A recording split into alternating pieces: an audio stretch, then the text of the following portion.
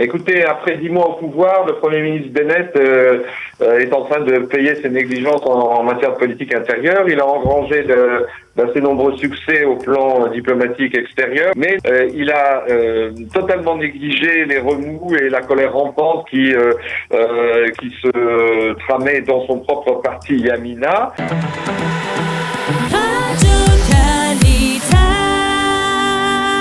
Richard, bonjour. Bonjour Richard. Alors, comment expliquer donc la situation actuelle et la situation en particulier de Naftali Bennett? Comment Naftali Bennett s'est-il retrouvé dans de tels draps? Écoutez, après 10 mois au pouvoir, le Premier ministre Bennett est en train de payer ses négligences en matière de politique intérieure. Il a engrangé d'assez nombreux succès au plan diplomatique extérieur avec le renforcement des accords d'Abraham, le sommet de Sde-Boker, qui est un exemple de ce renforcement, et puis l'intercession israélienne pour l'instant réussie entre l'Ukraine et la Russie, et puis certains succès intérieurs aussi avec le vote du budget, ce qui n'avait pas été le cas depuis 3 ans, et l'adoption assez laborieuse, il faut dire, mais de certaines législations nouvelles. Nous le signalions déjà dans nos chroniques précédentes, il a totalement négligé les remous et la colère rampante qui se tramait dans son propre parti Yamina, contrairement d'ailleurs aux autres chefs politiques de partis sans doute plus importants comme Yair Lapid ou Gideon Sa'ar, même si c'est un petit parti aussi, qui passe du temps à stabiliser leur propre formation. Or, le Premier ministre Bennett, fort occupé à gérer les affaires de l'État, n'a pas du tout mis la main à la pâte, et tout cela a amené à l'explosion donc d'Idit Silman que vous signaliez. Et il faut savoir d'ailleurs que cette dernière qui a été tout de suite prise en aparté par les différents membres de Yamina et sans doute par les délégués du Premier ministre, a hier décidé de manière irréversible qu'elle a déclaré que sa décision était non amendable et que c'était elle l'avait prise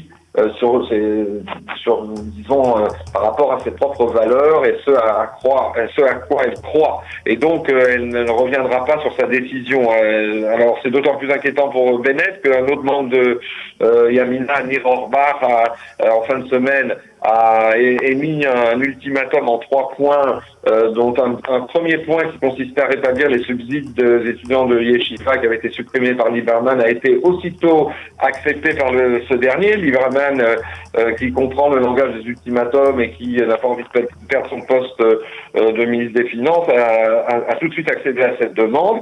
Mais par contre, 2 demandes restent en suspens auxquelles le Premier ministre n'a pas répondu. Demande donc de Orbach, qui serait donc le 2e député de Yamina à démissionner et qui, à ce moment-là, amènerait la perte totale de la majorité qui passerait de 61 à 60 avec le départ des Silman et de 60 à 59 si Orbach suivait. Il a demandé à ce que le Haut Conseil de planification de Judée-Samarie se réunisse de toute urgence pour planifier de nouvelles constructions, et aussi le raccordement des avant-postes illégaux, des campements provisoires de Judée-Samarie au réseau d'électricité, ce qui est en fait la réplique à l'adoption, voilà, 2 mois de la fameuse loi sur l'électricité qui favorisait beaucoup les Bédouins du Negev. Et donc, on est dans cette attente de voir si déjà Orbach rejoignait Silman. Il y aurait fort à parier que le gouvernement ne pourrait pas continuer à gérer les affaires du pays. Et donc, on est dans une période de point d'interrogation. Alors justement, point d'interrogation, on va essayer d'apporter quelques réponses de scénarios possibles. Qu'est-ce qui peut se passer et dans quel laps de temps donc il peut y avoir des développements politiques majeurs? Eh bien, écoutez, y compris, vous savez que la Knesset est en congé de printemps, comme on dit, en pagra, et elle reprendra à la mi-mai.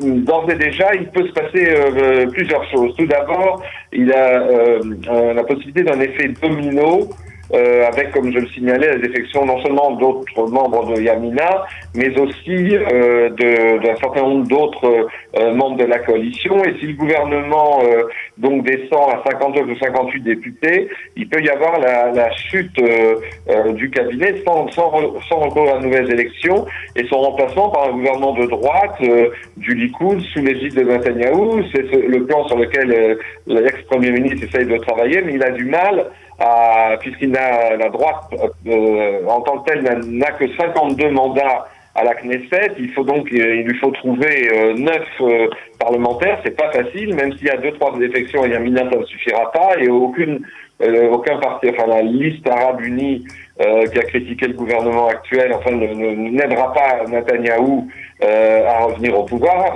Son leader a déclaré hier, Eman Odeh a déclaré que Netanyahou était la personne la plus dangereuse du pays et donc il n'est pas le remettre au pouvoir, l'aider à revenir au pouvoir. Alors il y a une deuxième option qui est c'est l'option Benny Gantz qui dès avant cette crise, il faut le rappeler, avait rejoint provisoirement l'opposition de droite pour rejeter la loi sur l'annulation des retraites dégradées de Tsahal. C'est un geste de mauvaise humeur, mais il se peut que Benny Gantz ait ce qu'on appelle en hébreu une marchava shnia, une pensée seconde, une arrière-pensée, si il veut devenir Premier ministre, parce que au cas où il accepterait de repasser le Rubicon dans l'autre sens, c'est-à-dire cette fois de revenir avec le Likoud, eh bien l'apport des 8 députés du Parti bleu et blanc permettrait justement à Netanyahou de former un gouvernement, mais qui ne serait pas dirigé par Netanyahou, mais qui serait, parce que c'était aussi un accord qu'avait passé le Likoud avec Gantz au milieu de tous les scrutins qu'on a vus, je crois que c'était entre le deuxième et le troisième scrutin, eh bien il y aurait donc un Premier ministre qui s'appelle Benny Gantz et qui dirigerait un gouvernement de centre-droit. Alors ça, c'est une seconde option. Il y a une troisième option peut-être plus immédiate et moins complexe parce que tout cela suppose des tractations. C'est que si le gouvernement actuel, je dirais, est dissous, c'est-à-dire que, ou plutôt chute, et qu'il y a une dissolution de la Knesset, d'une manière ou d'une autre, eh bien, de manière automatique, l'intérim du pouvoir sera assumé, troisième option, par Yair Lapid, et ce, d'après les accords passés, voilà, moins d'un an avec le parti de Bennett. Et donc, c'est Yair Lapid qui gérait les affaires de l'État au résultat des prochaines élections, qui pourraient avoir lieu en septembre, si c'était cette option qui marcherait. Enfin, il y a une dernière option, moins claire, mais qui n'est pas du tout impossible, c'est que c'est d'ailleurs le meilleur scénario ou le moins mauvais scénario pour Naftali Bennett, c'est que même minoritaire, le gouvernement actuel peut encore tenir quelques mois, même en se retrouvant qu'avec 59 ou 58 voix.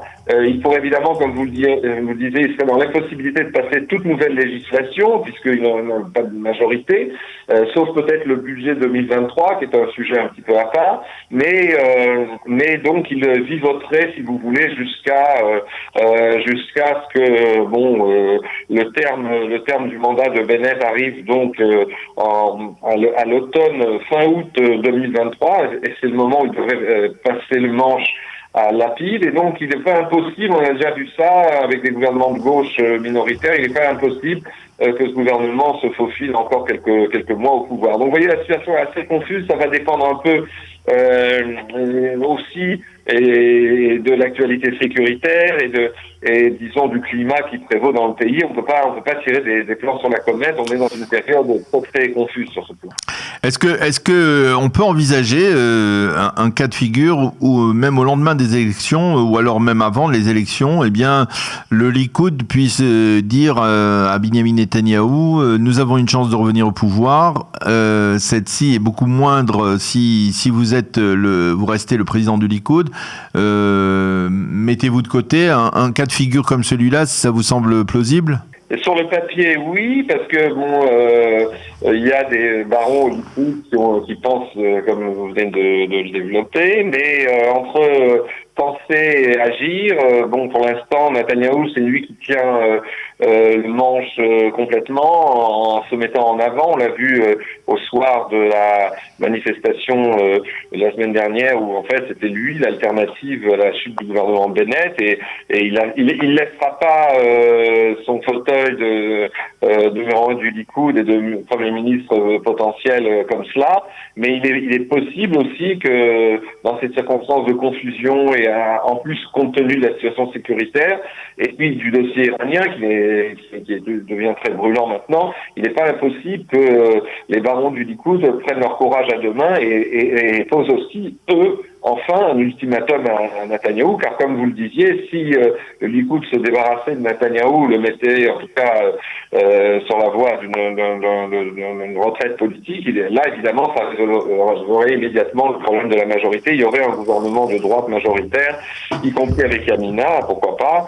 Et donc c'est une option sur le papier, mais il va falloir que l'un des deux barons, on pense surtout à Nir Barkat, moins à Israël Katz, qui joue pour l'instant les légalistes David Netanyahou. Il faudra vraiment que là aussi l'un des barons du Likoud passe le Rubicon et aide à résoudre cette crise politique.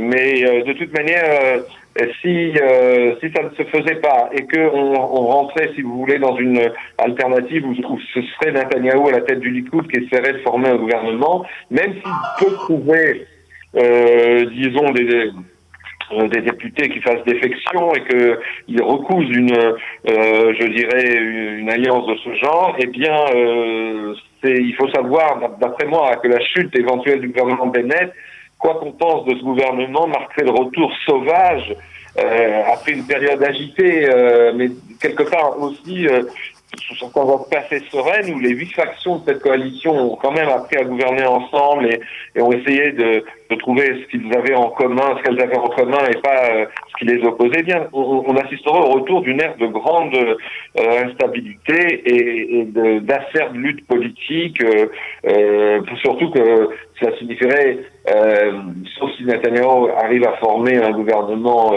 sans dissoudre la Knesset, mais ça signifierait forcément à un certain moment le retour à un 5e tour de scrutin en 3 ans, et ça changerait strictement pas l'impasse politique dans laquelle on est. Je crois qu'au contraire, ça accélérerait la crise institutionnelle et politique, et donc, si vous voulez, on est là dans un nouveau point d'interrogation.